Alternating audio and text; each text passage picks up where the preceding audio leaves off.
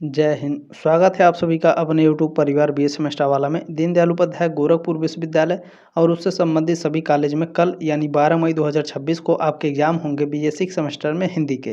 Paper code है HND 306। ठीक है, इसके बाद अभी दो पेपर आपके बाकी हैं, 307 और 308। तो वो मैं दोनों क्लास आपको प्रोवाइड करा दूंगा, चिंता नहीं करना है।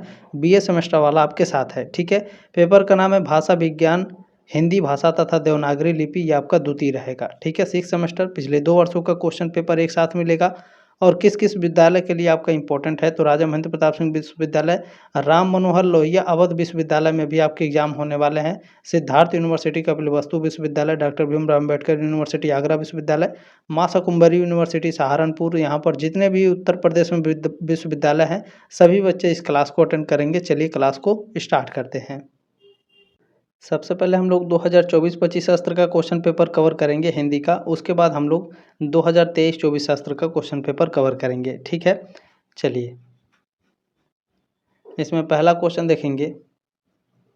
ठीक है, ये थोड़ा फर्स्ट क्वेश्चन थोड़ा सा ब्लर है, फिर भी देखने का प्रयास करेंगे ध्यान से। मोबाइल का ब्राइटनेस बढ़ा लेंगे और वीडियो की क्वालिटी को हाई कर लेंगे। ठीक है, पहला क्वेश्चन है, मनुष्य के भावों की अभिव्यक्ति का सशक्त माध्यम है। मनुष्य के जो भाव होते हैं इनके अभिव्यक्ति का जो सशक्त माध्यम होता है वो भाषा होता है। सी ऑप्शन राइट है क्वेश्चन नंबर पहले का। ठीक है, चलिए क्वेश्चन नंबर दूसरा आपसे पूछा गया है, अपभ्रंश भाषा का काल इनमें से है। अपभ्रंश भाषा का काल कब से कब तक माना जाता है, तो 500 ईस्वी से लेकर के 1000 ईस्वी तक अपभ्रंश भाषा का काल माना जाता है। सी ऑप्शन राइट है क्वेश्चन नंबर दूसरे का। ठीक है, चलिए अगला क्वेश्चन देखेंगे। चलिए प्रश्न नंबर 3 आपसे पूछा गया है, ये एक स्टेटमेंट है ना। देखिए पूछा गया है इसमें कि भाषा विज्ञान उस शास्त्र को कहते हैं जिसमें भाषा मात्र के भिन्न भिन्न अंगों और स्वरूपों का विवेचन तथा निरूपण किया जाता है।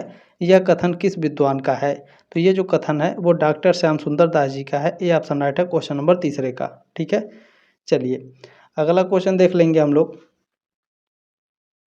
नेक्स्ट क्वेश्चन प्रश्न नंबर 4 आपसे पूछा गया है, हिंदी को राजभाषा के रूप में मान्यता कब मिली। हिंदी को राजभाषा के रूप में मान्यता मिली थी, यहाँ पर आप लोग देख लेंगे। ठीक है ना, 14 सितंबर 1949 को हिंदी को राजभाषा के रूप में मान्यता मिली थी। बी ऑप्शन राइट है क्वेश्चन नंबर 4 का। भाषाओं के पारिवारिक वर्गीकरण का आधार है। भाषाओं के पारिवारिक वर्गीकरण का आधार आपका इतिहास रहा है। सी ऑप्शन राइट है क्वेश्चन नंबर 6 का। चलिए प्रश्न नंबर 7 आपसे पूछा गया है, भारतीय संविधान के किस अनुच्छेद में राजभाषा संबंधी प्रावधान का उल्लेख है, तो 343 से लेकर के 351 तक। भारतीय संविधान के किस अनुच्छेद में, भारतीय संविधान के अनुच्छेद 343 और 351 में राजभाषा संबंधी, ठीक है ना, प्रावधानों का उल्लेख है। ये ऑप्शन राइट हो जाएगा क्वेश्चन नंबर 7 का। ठीक है ना, अनुच्छेद 343, ठीक है ना, अनुच्छेद 343 क्या है, इसमें संघ की राजभाषा हिंदी और लिपि देवनागरी लिपि के अंतर्गत आती है 343 अनुच्छेद। और जो 344 अनुच्छेद है इसमें मैं बता दूं, जो आपका 344 अनुच्छेद है, ठीक है ना, ये भी आपका संबंधित है राजभाषा के लिए आयोग और संसद की समिति से। और जो अनुच्छेद 351 है यह आपका हिंदी भाषा के विकास के लिए निर्देश देता है। ठीक है ना, क्लियर हो गया। चले अगला क्वेश्चन देखेंगे। प्रश्न नंबर 8 आपसे पूछा गया है, हिंदी भाषा के विकास का सही अनुक्रम क्या है। हिंदी भाषा के विकास का सही अनुक्रम बताने का प्रयास करेंगे सभी लोग। पहले पाली भाषा का विकास हुआ, फिर प्राकृत भाषा का, फिर अपभ्रंश भाषा का, फिर हिंदी भाषा का। ठीक है, ये ऑप्शन राइट है क्वेश्चन नंबर 8 का। चलिए प्रश्न नंबर 9 आपसे क्या पूछा गया है। प्रश्न नंबर 9 है कि मुंडा भाषा परिवार का क्षेत्र कौन सा है। मुंडा भाषा परिवार का क्षेत्र छोटा नागपुर है। इसमें डी ऑप्शन राइट हो जाएगा क्वेश्चन नंबर 9 का। ठीक है, चलिए अगला क्वेश्चन देखेंगे। प्रश्न नंबर 10 आपसे पूछा गया है, भारतीय भाषाओं को भारतीय संविधान की किस अनुसूची में शामिल किया गया है। मोस्ट इंपॉर्टेंट क्वेश्चन रहेगा। तो भारतीय भाषाओं को भारतीय संविधान के किस अनुसूची में, तो 8वीं अनुसूची में रखा गया है। ये ऑप्शन राइट है क्वेश्चन नंबर 10 का। ठीक है ना, क्लियर हो गया। देखें वर्तमान में 8वीं अनुसूची में कुल कितने भाषाएं हैं पूछा जाता है, तो 22 भाषाएं हैं 8वीं अनुसूची में। ठीक है ना, जब इसका मूल संविधान बना था 1950 में तो इसमें केवल 14 भाषाएं थी। ठीक है ना, ये भी आपको याद रखना है, ये भी आपके एग्जाम में पूछा जाता है। इसमें संशोधन कब कब हुआ था, तो 21वां संविधान संशोधन हुआ था, 71वां और 92वां संविधान संशोधन हुआ था। और इनके माध्यम से सिंधी, कोंकणी, मणिपुरी, नेपाली, बोडो, डोगरी, मैथिली और संथाली को शामिल करके 22 संख्या इसकी कर दी गई है। अभी आगे और डिटेल से मैं बताऊँगा, ठीक है। चलिए क्वेश्चन नंबर 11 देख लेंगे। क्वेश्चन नंबर 11 पूछा गया है कि शब्द रचना में किसका योगदान नहीं होता है। शब्द रचना में इसमें योगदान नहीं होता है पद का। बाकी शब्द रचना में प्रत्यय का योगदान होता है, धातु का और उपसर्ग का, ठीक है ना। पद का नहीं होता है। बी ऑप्शन राइट है क्वेश्चन नंबर 11 का। प्रश्न नंबर 12 आपसे पूछा गया है, हिंदी भाषा का संबंध किससे है। हिंदी भाषा का संबंध सोर्स यानी अपभ्रंश से है। ए ऑप्शन आपका राइट हो जाएगा क्वेश्चन नंबर 12 का, ठीक है। चलिए नेक्स्ट क्वेश्चन, प्रश्न नंबर 13 पूछा गया है, हिंदुस्तानी भाषा का रूप है। हिंदुस्तानी भाषा का रूप कौन सा है। हिंदुस्तानी भाषा का जो रूप है वो हिंदी उर्दू मिश्रित है। बी ऑप्शन राइट है क्वेश्चन नंबर 13 का, ठीक है। चलिए अगला क्वेश्चन देखेंगे। प्रश्न नंबर 14, प्रश्न नंबर 14 पूछा गया है कि ग्रिम नियम का संबंध किससे है। ग्रिम नियम का संबंध किसके साथ रहेगा। स्वयं विज्ञान के साथ। ये ऑप्शन आपका राइट है। अगला क्वेश्चन प्रश्न नंबर 15 आपसे पूछा गया है कि निम्नलिखित में से कौन भारोपी परिवार की भाषा नहीं है। भारोपी परिवार की भाषा आपकी कौन सी नहीं है। देखिए मराठी, गुजराती और हिंदी, ये तीनों के तीनों आपके भारोपी भाषा परिवार के हिस्सा हैं। मलयालम द्रविड़ भाषा परिवार का हिस्सा है, ठीक है ना। ऑप्शन नंबर इसमें सी करेक्ट हो जाएगा क्वेश्चन नंबर 15 का। चलिए प्रश्न नंबर 16 आपसे पूछा गया है कि किस क्षेत्र की बोली को काशिका कहा गया है। किस क्षेत्र की बोली को, तो बनारस की बोली को काशिका कहा गया है। सी ऑप्शन आपका राइट हो क्वेश्चन नंबर 16 का। चलिए प्रश्न नंबर 17 आपसे पूछा गया है कि संविधान की 8वीं अनुसूची में कौन सी भाषा शामिल नहीं है। संविधान की 8वीं अनुसूची में कौन सी भाषा नहीं शामिल है। तो इसमें बोडो, मैथिली और डोगरी ये आपके शामिल हैं। भोजपुरी नहीं शामिल है। सी ऑप्शन राइट है क्वेश्चन नंबर 17 का। अब इसको लेकर के थोड़ा की पॉइंट भी आपको याद रखना है। जो बोडो है, ठीक है ना, बोडो, डोगरी है और आपका मैथिली। बोडो, डोगरी और मैथिली 92वां संविधान संशोधन, ठीक है ना। 92वां संविधान संशोधन अधिनियम 2003 में हुआ था और इसी के द्वारा जो है बोडो, मैथिली और डोगरी को भारतीय संविधान के 8वीं अनुसूची में जोड़ा गया था, ठीक है ना। शुरुआत में 14 भाषाएं थीं, अब आपकी 22 भाषा है। चलिए अगला क्वेश्चन देख लेंगे। प्रश्न नंबर 18 आपसे पूछा गया है कि बिहारी उपभाषा वर्ग के अंतर्गत कौन सी बोली नहीं आती। क्या कह रहा है, बिहारी उपभाषा वर्ग के अंतर्गत। तो इसमें बिहारी उपभाषा के अंतर्गत भोजपुरी, मगही और मैथिली आती है। बुंदेली आपकी नहीं आती है। तो बी ऑप्शन राइट हो जाएगा क्वेश्चन नंबर 18 का, ठीक है ना। बिहारी उपभाषा वर्ग में कौन कौन आते हैं। मगही आता है, मैथिली आता है, भोजपुरी आता है, अंगिका आता है, वज्जिका आता है, ठीक है ना। जो बुंदेली है ये किस क्षेत्र की बोली है। तो पश्चिमी हिंदी की बोली है बुंदेली, ठीक है। चलिए क्वेश्चन नंबर 19 आपसे पूछा गया है कि अंग्रेजी सरकार की ओर से अदालत का कामकाज देश की प्रचलित भाषाओं में करने का इश्तहारनामा किस सन में निकला। इतना याद रखना है, इश्तहारनामा ये निकला था आपका सन 1836 में। सी ऑप्शन आपका राइट हो जाएगा क्वेश्चन नंबर 19 का, ठीक है।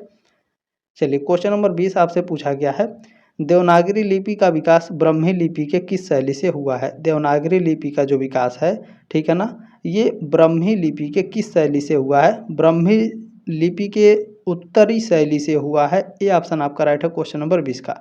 ये देखिए इसको मैंने काफ़ी एक्सप्लेन करके बताया था HND 305 में भी, ठीक है। चलिए अगला क्वेश्चन देख लेंगे। प्रश्न नंबर 21 आपसे क्या पूछा गया है। चले क्वेश्चन नंबर आपका 21 है कि मूल संविधान क्या कह रहा है। देखिए मैंने बार बार कहा ना, मूल संविधान में कुल कितनी भाषाएं हैं। जब भी मूल संविधान कहेगा तो इसमें कितनी भाषाएं होंगी, 14 भाषाएं होंगी, ठीक है ना। मूल संविधान में 14 भाषाएं थी, कब 1950 में, ठीक है ना। वर्तमान में आपकी 22 भाषाएं हैं। ये 14 भाषाएं कौन कौन सी थी ये भी आपके एग्जाम में पूछा जाता है। असमिया थी, बांग्ला, गुजराती, हिंदी, कन्नड़, कश्मीरी, मलयालम, मराठी, उड़िया, पंजाबी, संस्कृत, तमिल, तेलुगु और उर्दू। ये 14 भाषाएं थीं आपके मूल संविधान में, ठीक है ना। चलिए क्वेश्चन नंबर 22 है कि राजभाषा आयोग का गठन किसकी अध्यक्षता में किया गया था। राजभाषा आयोग का जो गठन है वो बाल गंगाधर तिलक नहीं है, बाल गंगाधर खेर हैं, ठीक है ना। क्या है, बाल गंगाधर खेर। राजभाषा आयोग का गठन किसकी अध्यक्षता में हुआ था, बाल गंगाधर खेर। अब पूछेगा कि राजभाषा आयोग का गठन कब हुआ था। राजभाषा आयोग का गठन किसने किया था। अध्यक्षता तो मान लीजिए बाल गंगाधर खेर ने किया था, लेकिन जो राजभाषा आयोग है इसका गठन किसने किया था, या किसकी उस समय प्रधानमंत्री कौन थे, ये भी आपके एग्जाम में पूछ लिया जाता है। तो पहले ये जानिए कि जो राजभाषा आयोग है इसकी स्थापना कब करी गई थी, 7 जून को, ठीक है ना, डेट 7 जून है 1955। राजभाषा आयोग की स्थापना कब होती है, 7 जून 1955, ठीक है ना। अध्यक्ष कौन थे इसके, बाल गंगाधर खेर, ठीक है ना। अनुच्छेद 344, अब याद रखिएगा, अनुच्छेद 344 एक, ठीक है ना। अनुच्छेद 344 एक के तहत राष्ट्रपति डॉक्टर राजेंद्र प्रसाद के द्वारा राजभाषा आयोग का गठन किया जाता है, ठीक है। क्लियर हो गया ना। चलिए क्वेश्चन नंबर आपका 23 यहाँ पर पूछा गया है, राजभाषा यानी विधायी, राजभाषा विधायी आयोग को कब समाप्त किया गया था। तो आपके दिमाग में क्वेश्चन भी आएगा ना कि यहाँ पर पूछा है समाप्त किया गया था, तो एक क्वेश्चन और भी यहाँ से बनेगा कि शुरू कब किया गया था। तो पहले ये जानिए कि राजभाषा विधायी आयोग को समाप्त कब किया गया था। समाप्त किया गया था 1976 में, ये ऑप्शन आपका राइट है। अब इसको शुरू कब किया गया था, है ना, 1961 में इसकी शुरुआत हुई थी राजभाषा विधायी आयोग की, ठीक है। चलिए क्लियर हो गया। नेक्स्ट क्वेश्चन देखेंगे। चले क्वेश्चन नंबर 24 आपसे क्या पूछा गया है, भाषा का क्षेत्रीय रूप कहलाता है, भाषा का जो क्षेत्रीय रूप है यह बोली कहलाता है, ये ऑप्शन आपका राइट है क्वेश्चन नंबर 24 का। नेक्स्ट क्वेश्चन देखेंगे, प्रश्न नंबर 25 आपसे पूछा गया है, हिंदी की विशिष्ट बोली ब्रज भाषा प्रसिद्ध है, ब्रज भाषा प्रसिद्ध है काव्य भाषा के रूप में, है ना। सी ऑप्शन राइट हो जाएगा क्वेश्चन नंबर 25 का। नेक्स्ट क्वेश्चन देख लेंगे, प्रश्न नंबर 26। चले ठीक है, प्रश्न नंबर 26 यहाँ पे देखें पूछा गया है, यहाँ पे मोस्ट इम्पोर्टेंट रहेगा क्वेश्चन नंबर 26, ठीक है। देखिए क्वेश्चन नंबर 26 को लेकर के कई सारे यहाँ पर की पॉइंट भी दिए गए हैं, उसको भी आपको पढ़ लेना है, ठीक है। चले क्वेश्चन नंबर 26 कह रहा है कि असंगत कथन का चयन कीजिए, असंगत कथन का यानी इसमें से कौन सा असंगत है या फिर गलत है। तो देखिए इसमें मैं बता दूं, बघेली, छत्तीसगढ़ी, पहाड़ी हिंदी और पहाड़ी हिंदी की बोलियां, बघेली और छत्तीसगढ़ी पहाड़ी हिंदी की बोलियां नहीं है, ठीक है ना। तो किसकी बोलियां हैं, बघेली छत्तीसगढ़ी, तो पहाड़ी हिंदी की बोलियां ये नहीं हैं, पहले आप ये जान लीजिए, ये आपका असंगत कथन रहेगा। देखें बघेली, छत्तीसगढ़ी और अवधी वास्तव में ये किसकी बोलियां हैं, पूर्वी हिंदी की बोलियां हैं, ठीक है ना, पूर्वी हिंदी की बोलियां हैं, तो ये क्या है, असंगत कथन रहेगा। बाकी आपको याद रखना है कन्नौजी, कौरवी, खड़ी बोली, हरियाणवी, पश्चिमी उपभाषा की बोलियां हैं, ये आपका बिल्कुल करेक्ट है। बिहारी हिंदी उपभाषा के अंतर्गत मगही, भोजपुरी और मैथिली की बोलियां आती हैं, ये भी आपका करेक्ट है। मारवाड़ी, मेवाती, जयपुरी, मालवी, राजस्थानी हिंदी की बोलियां हैं, ठीक है ना। बघेली छत्तीसगढ़ी और आपकी अवधी ये पूर्वी हिंदी की बोलियां हैं, पहाड़ी हिंदी की बोलियां नहीं हैं। तो पहाड़ी हिंदी की बोलियां क्या है सर, पहाड़ी हिंदी की बोलियां हैं कुमाऊनी और गढ़वाली, ठीक है ना। काफ़ी एक्सप्लेन करके सारी चीज़ें मैंने आपको बताई है। क्वेश्चन नंबर 27 है कि स्वनिम को और क्या कहते हैं, स्वनिम को और क्या कहा जाता है, स्वनिम को ध्वनि कहा जाता है, सी ऑप्शन आपका राइट है। चलिए अगला क्वेश्चन देखेंगे, प्रश्न नंबर 28 आपसे पूछा गया है, नासिक के व्यंजनों का दूसरा नाम क्या है। नासिक के व्यंजन को पंचमाक्षर कहा जाता है, ठीक है ना। नासिक के व्यंजन को क्या कहा जाता है, पंचमाक्षर, ठीक है। बी ऑप्शन राइट है क्वेश्चन नंबर 28 का। अब आपके एग्जाम में पूछता है इनमें से कौन सा नासिक के व्यंजन के अंतर्गत आता है। नासिक के व्यंजन उसे कहते हैं जिनका उच्चारण करते समय वायु यानी जो हवा है वो मुख के साथ साथ नाक नाक से भी बाहर निकलती है। तो वो कौन कौन से होंगे, जैसे मान लीजिए अंग, बोल के देखेंगे अंग, इय, ठीक है ना, अंग, इय, ड़, और क्या, न, म, ठीक है ना, ये क्या है, ये नासिक के व्यंजन के अंतर्गत है, ये सब आपके आते हैं।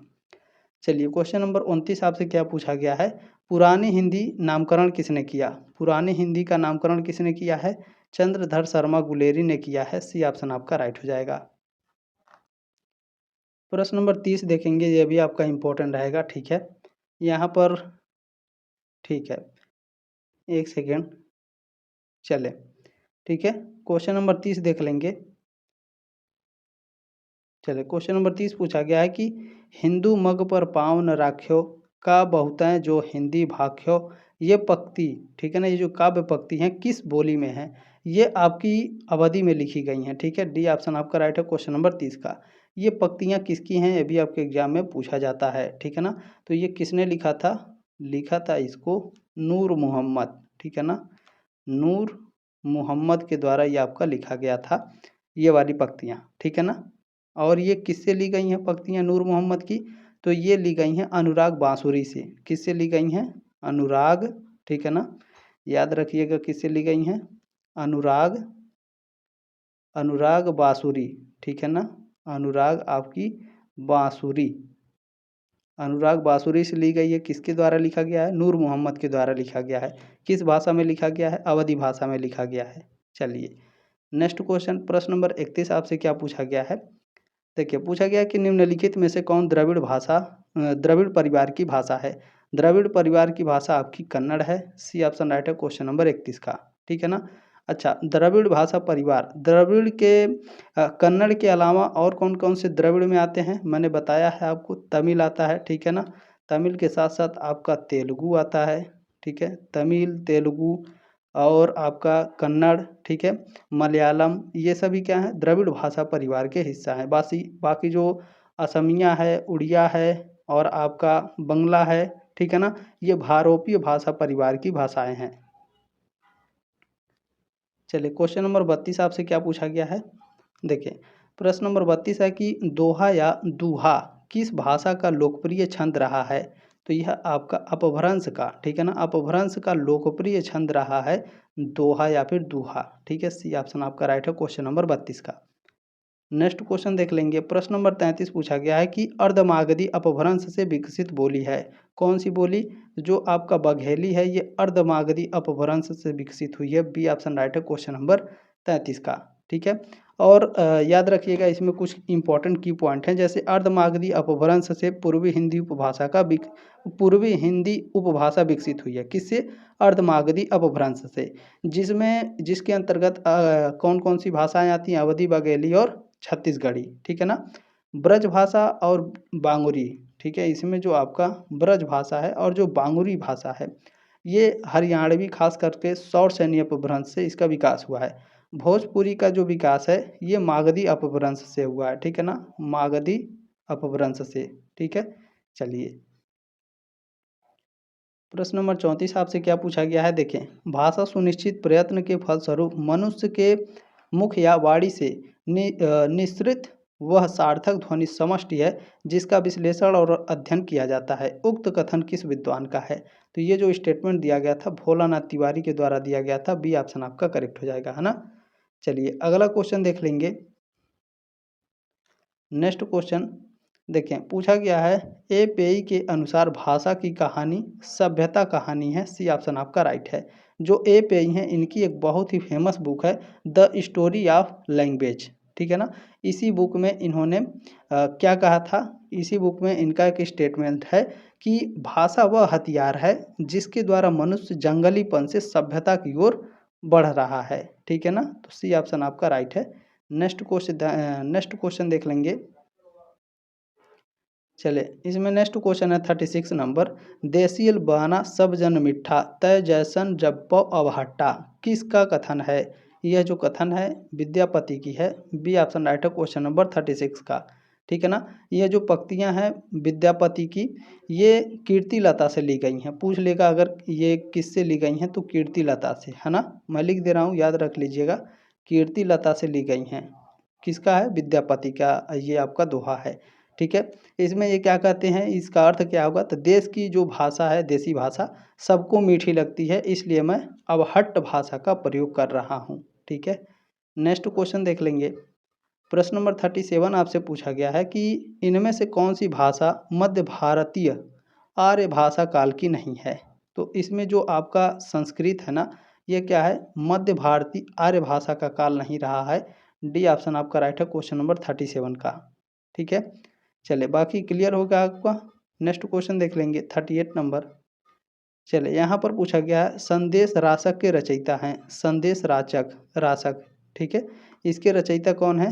संदेश राशक के, चले इसके राशक हैं ठीक है, रचयिता हैं आपके संदेश राशक के Abdul Rahman. C option right हो जाएगा क्वेश्चन नंबर 38 का, ठीक है।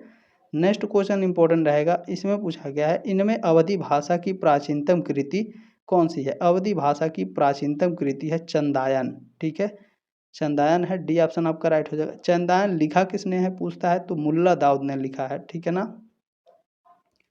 मुल्ला दाऊद ने लिखा है। कब लिखा है?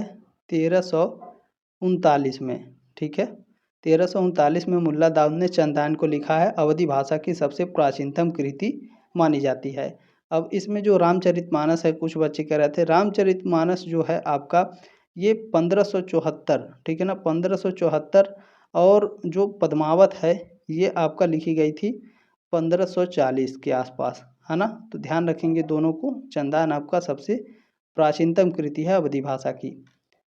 नेक्स्ट क्वेश्चन क्या है देखें, प्रश्न नंबर 40 आपसे पूछा गया है, लखनऊ बाराबंकी किस बोली के क्षेत्र में आते हैं? तो जो लखनऊ और बाराबंकी है ये अवधी के अंतर्गत आते हैं, अवधी बोली के क्षेत्र में, है ना। सी ऑप्शन राइट हो क्वेश्चन नंबर 40 का। अब इसमें याद रखिएगा अवधी भाषा का क्षेत्र कौन कौन सा है? लखनऊ, ठीक है, क्या लखनऊ, बाराबंकी, रायबरेली, उन्नाव, सीतापुर, ये सभी क्या हैं आपके अवधी भाषा के अंतर्गत आने वाले आपके क्षेत्र हैं। ठीक है, याद रहेगा ना। इसमें जो बैसवाड़ी है इसको याद रखिएगा। देखें जो बैसवाड़ी है ये अवधी की एक उपबोली है जो उन्नाव, लखनऊ और रायबरेली के कुछ भागों में प्रचलित है, लेकिन यदि एक ही विकल्प चुनना हो तो सबसे प्रमुख बोली अवधी ही है, ध्यान रखिएगा। कुछ बच्चे इसको लेकर के कन्फ्यूजन में थे तो उनका कन्फ्यूजन दूर करना जरूरी है।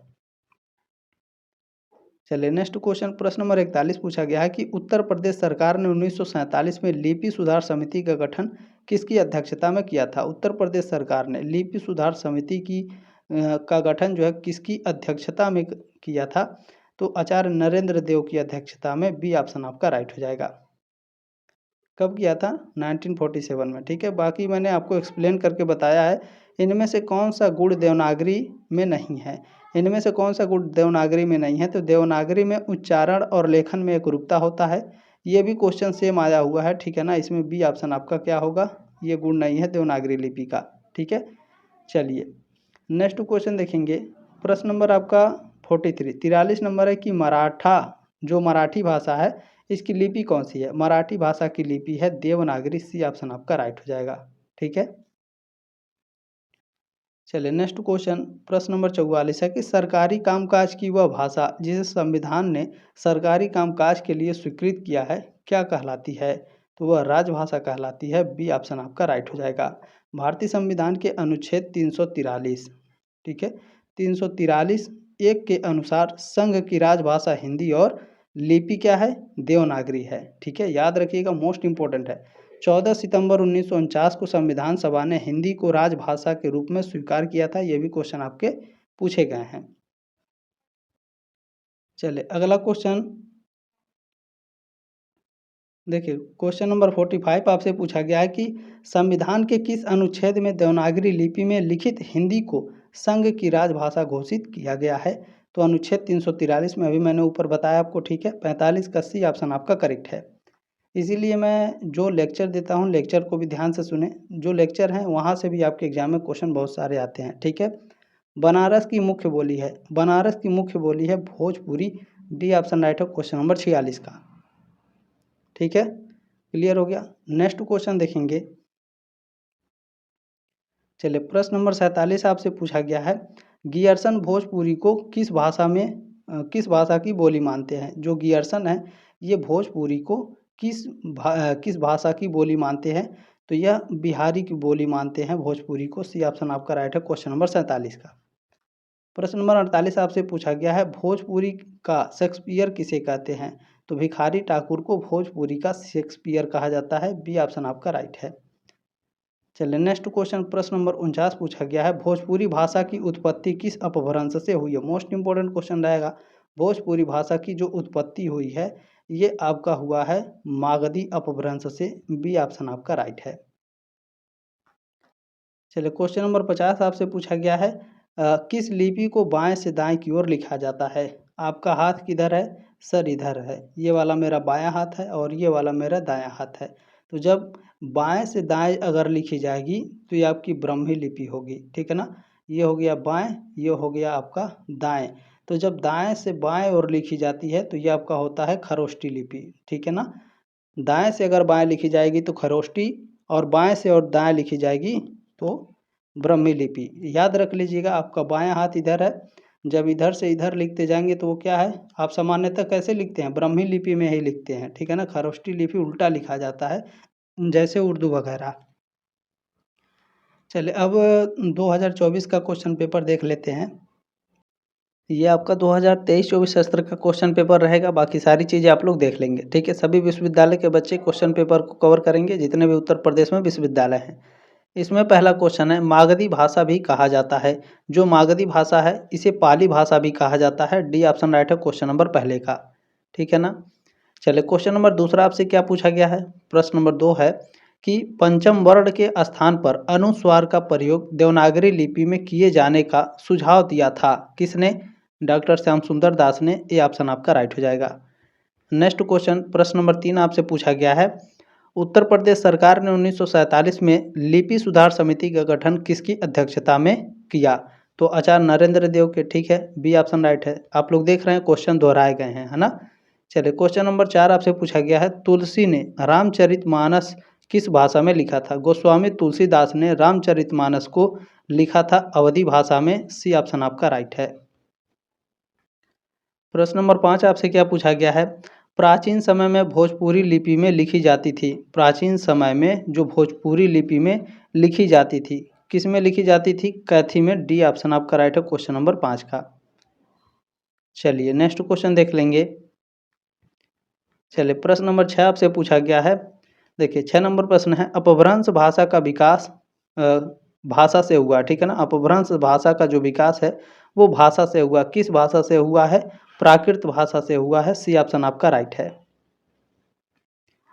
प्रश्न नंबर 7 आपसे पूछा गया है, अपभ्रंश भाषा का प्राचीनतम प्रयोग साहित्य में हुआ है। अपभ्रंश भाषा का प्रयोग, ठीक है, प्राचीनतम प्रयोग किस साहित्य में हुआ है, तो जैन साहित्य में हुआ है। बी ऑप्शन आपका राइट है।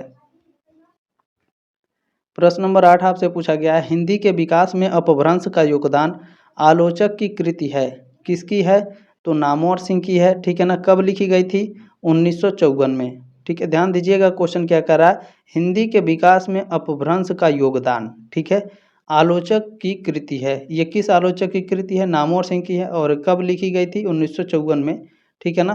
क्लियर हो गया। चलिए नेक्स्ट क्वेश्चन प्रश्न नंबर 9 पूछा गया है, रीतिकालीन कवियों की मुख्य भाषा थी। जो रीतिकाल के कवि थे इनकी मुख्य भाषा ब्रज भाषा थी। बी ऑप्शन आपका राइट है। नेक्स्ट क्वेश्चन प्रश्न नंबर 10 पूछा गया है, भक्ति काल के अंतर्गत सूफी कवियों की भाषा थी। जो भक्ति काल के सूफी कवि थे इनकी जो भाषा थी वो अवधी थी। बी ऑप्शन आपका राइट है। प्रश्न नंबर 11 आपसे पूछा गया है, हमनी के गांव में अन्हार अबेर से आवेला। उपयुक्त जो पंक्तियां हैं या फिर उपयुक्त वाक्य हैं ये किसकी बोली है, तो आप लोग कहेंगे भोजपुरी। बिल्कुल डी ऑप्शन राइट है क्वेश्चन नंबर 11 का। नेक्स्ट क्वेश्चन प्रश्न नंबर 12 आपसे पूछा गया है, हिंदी भाषा का उद्भव और विकास नामक ग्रंथ के रचनाकार हैं। लगभग बहुत बच्चे कंफ्यूज हुए थे इस वाले क्वेश्चन में, तो आपको कंफ्यूज नहीं होना है, ध्यान रखना है, ट्रिक याद रखिएगा इस क्वेश्चन का, ठीक है। हिंदी भाषा का उद्भव और विकास नामक ग्रंथ के रचनाकार उदय नारायण तिवारी हैं। इसमें बी ऑप्शन आपका राइट है। तो क्वेश्चन में इसमें ट्रिक क्या है सर, क्वेश्चन गलत कैसे हो जाता है, देखें यहाँ पर लिखा है हिंदी भाषा का उद्भव और विकास। जो हिंदी भाषा है अगर यहाँ पर लिखेगा हिंदी साहित्य, क्या लिखेगा, हिंदी साहित्य, ठीक है, हिंदी साहित्य। अगर क्वेश्चन में पूछेगा कि हिंदी साहित्य का उद्भव और विकास नामक ग्रंथ के रचनाकार कौन है, तब आपके आचार्य हजारी प्रसाद द्विवेदी राइट आंसर होंगे। अगर यहाँ पर हिंदी भाषा रहेगा तो उदय नारायण तिवारी, अगर यहाँ हिंदी साहित्य रहेगा तो आपके आचार्य हजारी प्रसाद द्विवेदी, ठीक है ना। याद हो गया। चलिए यहाँ पर बी ऑप्शन आपका राइट है, क्योंकि हिंदी भाषा दिया है तो उदय नारायण तिवारी, ठीक है। हिंदी साहित्य रहेगा तो हिंदी साहित्य का उद्भव और विकास नामक ग्रंथ के रचनाकार हजारी प्रसाद द्विवेदी, है ना। चलिए क्वेश्चन नंबर 13 आपसे पूछा गया है। देखिए 13 नंबर क्वेश्चन है, अर्धमागधी अपभ्रंश से नहीं निकलने वाली भाषा है। अर्धमागधी अपभ्रंश से नहीं निकलने वाली भाषा सिंधी है। डी ऑप्शन राइट है क्वेश्चन नंबर 13 का। बाकी बिहारी, उड़िया और बंगला ये अर्धमागधी अपभ्रंश से निकलने वाली भाषाएं हैं, ध्यान रखिएगा, ठीक है। चलिए जो ये सिंधी है ना, ये ध्यान रखिएगा, ये आपकी अर्धमागधी से नहीं निकलने वाली भाषा है।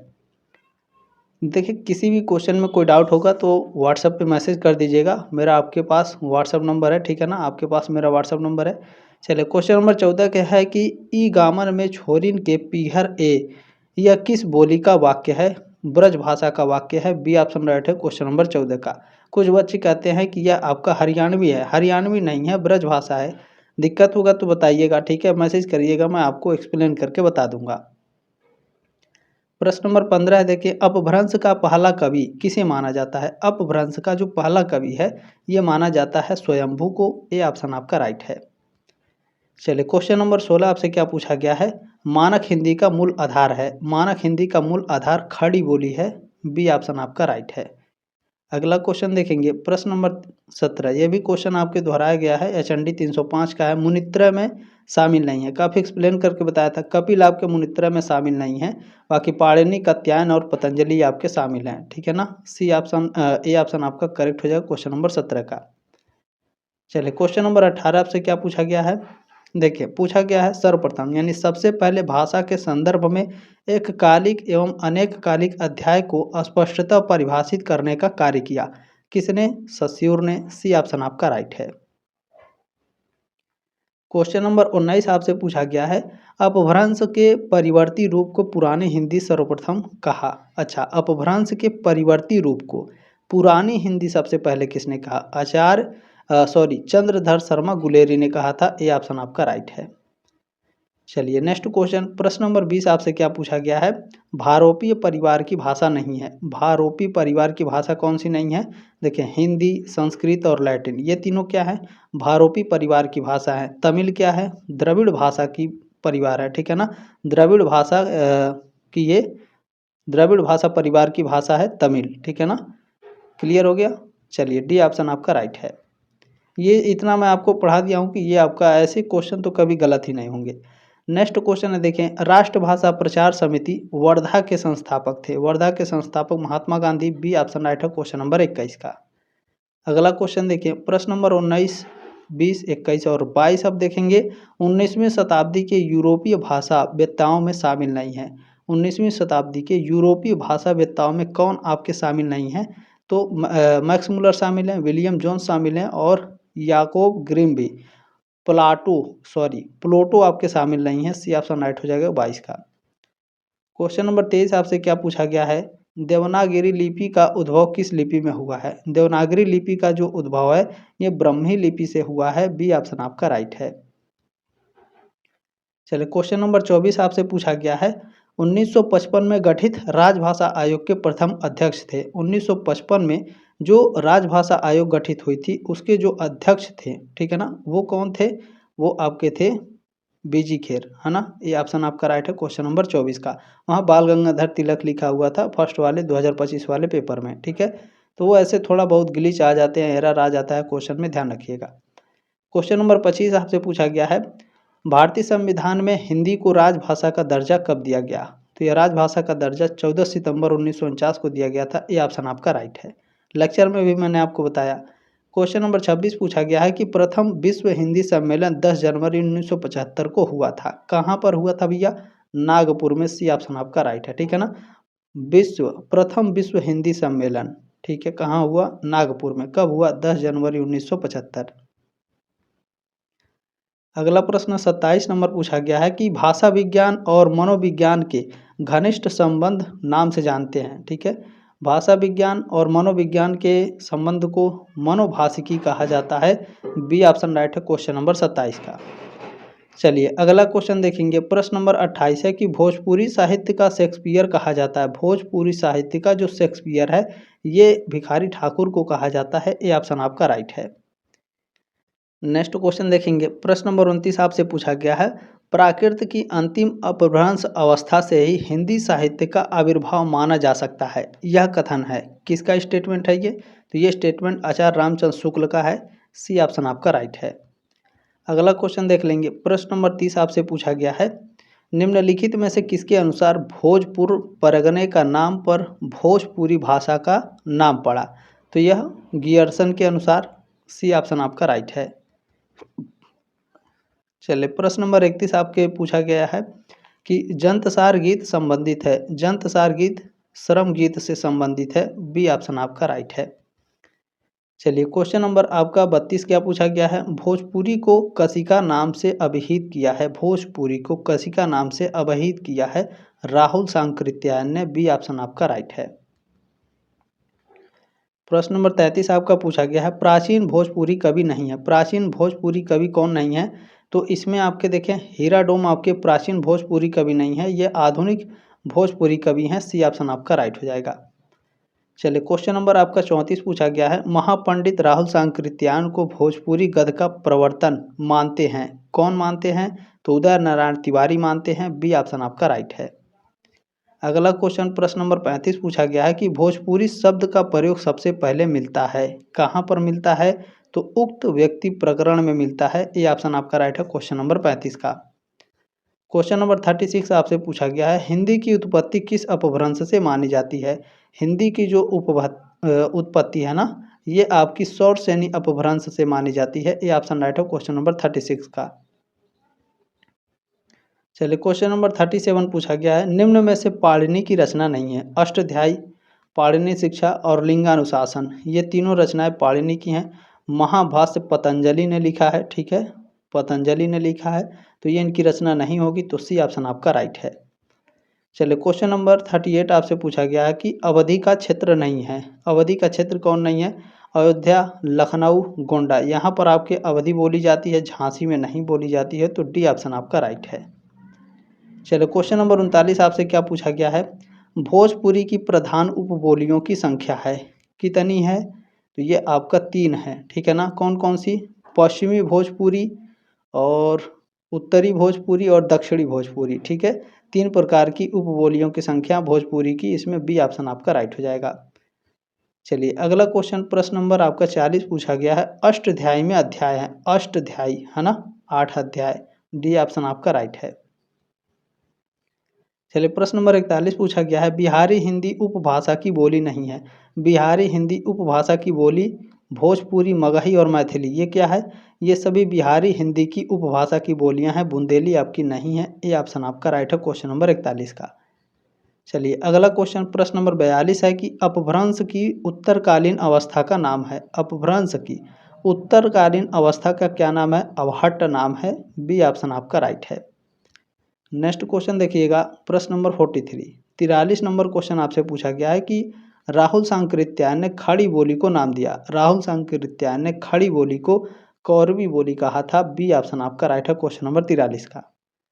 चलिए अगला क्वेश्चन देखेंगे प्रश्न नंबर 44 है कि पूर्वी हिंदी की बोली नहीं है। पूर्वी हिंदी की कौन सी बोली नहीं है? अवधी, बघेली और छत्तीसगढ़ी, ये तीनों कहाँ की हैं? पूर्वी हिंदी की बोलियां हैं। मैंने बहुत बार आपको बताया बुंदेली नहीं है। डी ऑप्शन आपका राइट है। बुंदेली पश्चिमी हिंदी की बोली है, ठीक है ना, पश्चिमी हिंदी, ठीक है ना, पश्चिमी हिंदी की बोली है बुंदेली, ठीक है। चलिए नेक्स्ट क्वेश्चन है क्वेश्चन नंबर 45 आपसे पूछा गया है पूर्वी हिंदी का विकास हुआ है। पूर्वी हिंदी का विकास अर्धमागधी, ठीक है ना, पूर्वी हिंदी का विकास अर्धमागधी से हुआ है। सी ऑप्शन आपका राइट है। क्वेश्चन नंबर 46 आपसे क्या पूछा गया है पश्चिमी हिंदी की उत्पत्ति हुई है। पश्चिमी हिंदी की उत्पत्ति सौर श्रेणी अपभ्रंश से हुई है। ये ऑप्शन आपका राइट है क्वेश्चन नंबर 46 का। नेक्स्ट क्वेश्चन देख लीजिएगा। चलिए प्रश्न नंबर 47 आपसे क्या पूछा गया है मध्यकालीन भारतीय आर्य भाषा का सही कालक्रम है। सही कालक्रम कौन सा है? तो मध्यकालीन भारतीय आर्य भाषा का पूछ रहा है ना, तो यह आपका 500 ईसा पूर्व से लेकर के 1000 ईस्वी तक। डी ऑप्शन आपका राइट हो जाएगा, ठीक है। चलिए क्वेश्चन नंबर 48 आपसे क्या पूछा गया है। चलिए क्वेश्चन नंबर 48 है कि भाषा विज्ञान उस शास्त्र को कहते हैं जिसमें भाषा मात्र के भिन्न भिन्न अंगों और स्वरूपों का विवेचन तथा निरूपण किया जाता है। यह कथन है किसका? डॉक्टर श्याम सुंदर दास जी का। सी ऑप्शन आपका राइट है। अगला क्वेश्चन देखेंगे प्रश्न नंबर 50 है कि संविधान में किस धारा के अंतर्गत हिंदी को राजभाषा घोषित किया गया है।